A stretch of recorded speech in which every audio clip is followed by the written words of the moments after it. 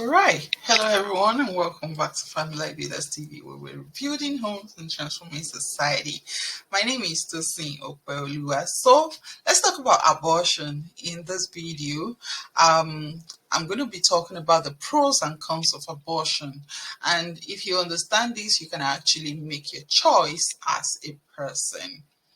So the first thing that I need us to see is the outline. So I'm going to be talking about what is abortion, the myths and truths about abortion, your responsibilities, the parents' responsibilities, the government's responsibilities, and then the case study and the conclusion. So abortion and some statistical facts. So it's simply the process of evacuating or expelling an unwanted baby through surgery, mifepristone, misoprostol, injection, other pills, or traditional methods. And then 92.2% of abortion were performed at 13 weeks or less gestation in the United States. 11.3 abortion per 1,000 women usually has been carried out as of 2018 in the United States. It was higher than that in the 80s, but it became, lower from 2018. So abortion incidence was highest among women in their 20s. That is, women with secondary education or higher and women living in urban areas in Nigeria. Women aged 15 to 49 go for abortion in Nigeria. Women aged 15 to 44 go for abortion in the United States. Abortion is only legal in Nigeria if the life of a mother is at risk. And of course, that does not mean people are not still going for abortion. Now, let's look at the myths about abortion. The first one is you might not have a baby in the future. This is not so true, because if you have complications that damage your womb, it might affect your future productivity. But there has not been a known fact that if people go for abortion, they don't have babies eventually in the future. And remember that married people also go for an abortion. So it's not about being afraid of that, but it's pretty much about being afraid of the complication that become after that. So if you have complication, then there's a need for you to look into it before you either get married or leave the hospital, or you can go back to the hospital. Then you feel relief after the abortion. Okay, the second one, the pregnancy is still blood at 4 to 12 weeks. That's not true. A baby's heartbeat can be detected by transvaginal ultrasound as early as 3 to 4 weeks after conception, or 5 to 6 weeks after the first day of the last period, according to the baby center. The next one is you feel relief after the abortion. The truth is you feel guilty after the abortion. The next one is the baby will come back to you in the future. What about those who does not intend having a baby in the future? So aborted baby returns to God, and he chooses to give them to whoever he pleases. When people die, they go back to God. So the spirit of a man goes back to God. So the same thing applies to a child. They go back to God. Contraceptives can fail, including condom. Oh, yeah. Go for the one that is 97% safe. Most of the time they tell you there are some that are 97% safe. So another myth is only single go for abortion. Like I said, it's not true. Couples also actually go for an abortion. The next one, what is your responsibility? Because when we're looking at this situation, everybody has one responsibility or the other, to make things work. The number one responsibility that you have is abstinence. Abstinence seems to be old-fashioned, but it will prevent you from unnecessary headache that comes with unwanted pregnancy, and that's the truth. Somebody said something. I think it was Dr. Miles Moreau of blessed memory. He said he chose not to do some things not because he doesn't experience the peer pressure that you all experience. He said, but what happens was he was trying to prevent his memory from having negative things to talk about or having a negative memory. So focusing on your goal might really, really help you to save yourself from, from the emotions that can rise higher than your goal or than your future.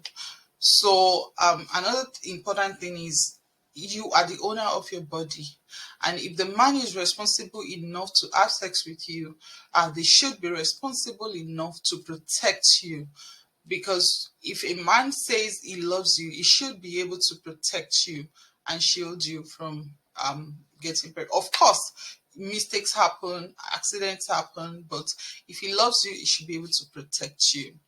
As a woman, one of the foundation of understanding your body as you grow into puberty is to understand your ovulation period. You should know that during your ovulation period, you have the tendency to get pregnant 100%. You can get pregnant and, but if you are able to calculate your set period, you can use so many, online period trackers that you can actually get to know your body better. As long as you have a regular menstrual cycle, you can easily calculate your safe period. Then the next one is, remember, it's your body. So you should be able to insist on having a safe sex. It's all about being responsible for your body, because it is your body. It's not the other person's body. So you have, every reason to shield your body from being hurt. The truth is, if you go for, an abortion, and it's a form of surgery. So you are going to feel the pain. You are the one that will feel the pain. You are the one that will be sick for some time. You are the one that will start taking medication and all that. So it's very essential that you think about this. So the parent's responsibility, you need to educate your children, because there are so many information, lots of information going on the internet, in the school, among friends. You need to be the first person to educate your children about this.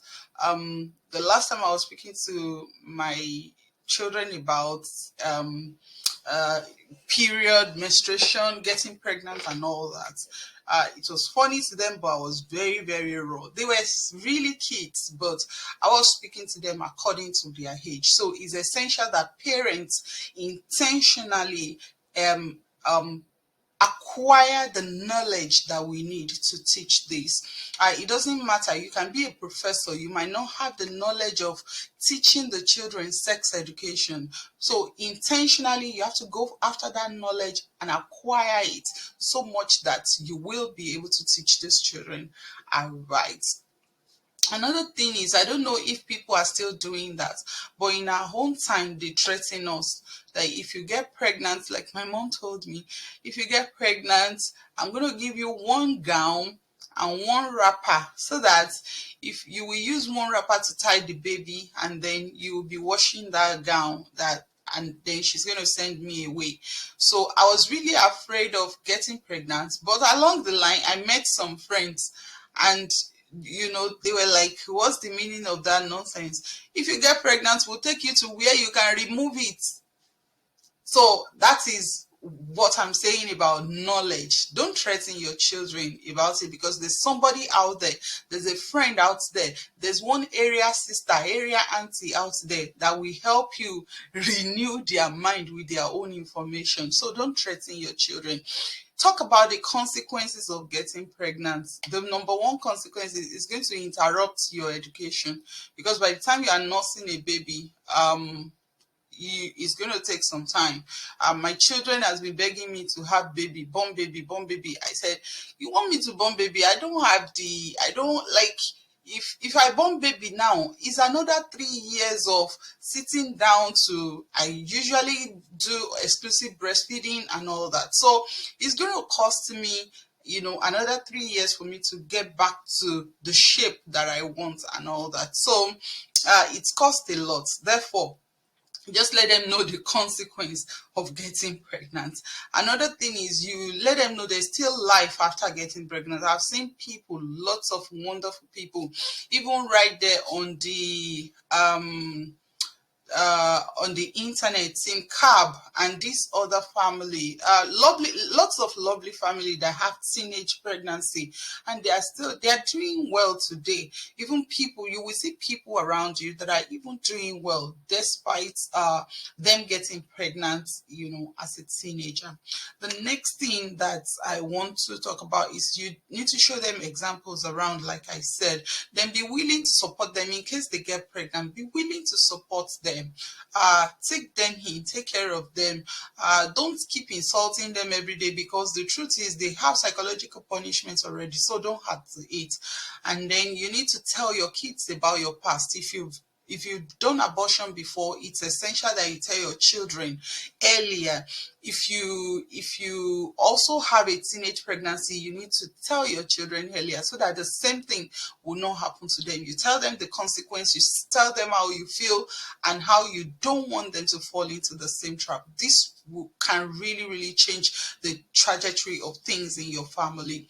The next thing is, you need to raise your children with love. Most of the time, children were asked, sometimes those guys will ask them, show me that you love me. If you love me, you will let me have sex with you.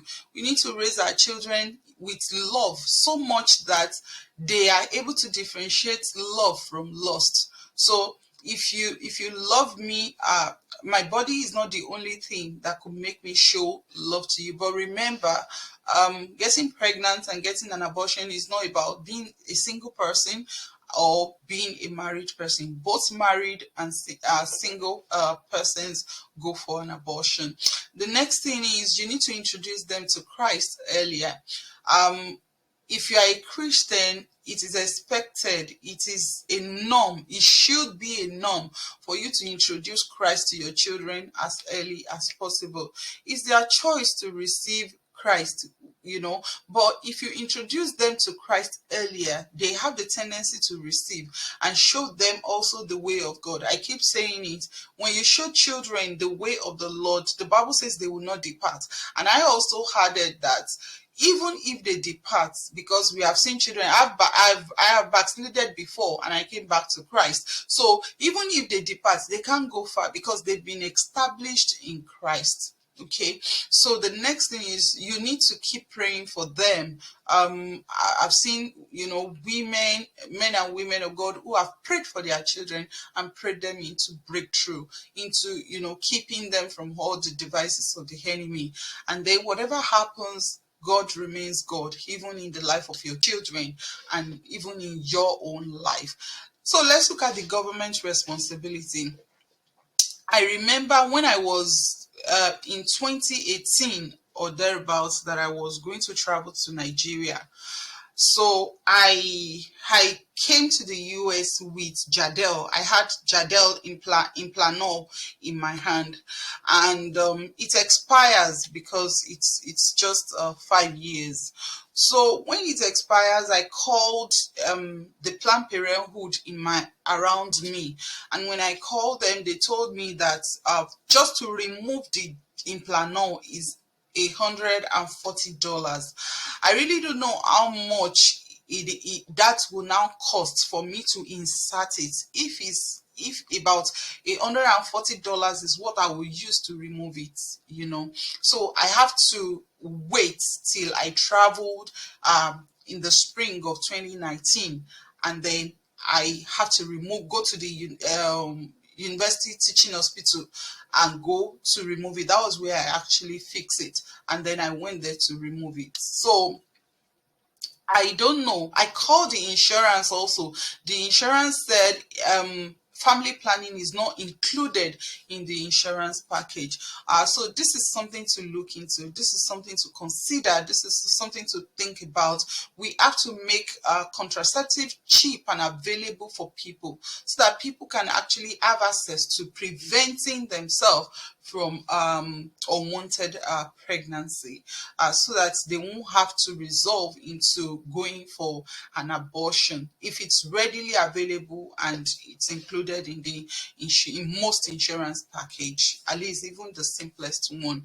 So I'm going to talk about these case studies maybe in the next 5 minutes. If you're still watching me, don't forget, give this video a thumbs up.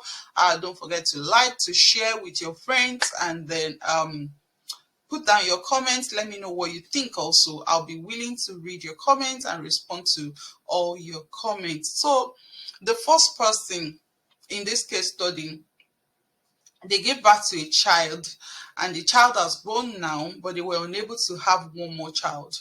The reason for which they couldn't have this baby was because when their baby was just 3 months old, they got pregnant, and they feel like they can't afford to take care of two babies at a time, that it will be too much for them. So they decided to go for the abortion.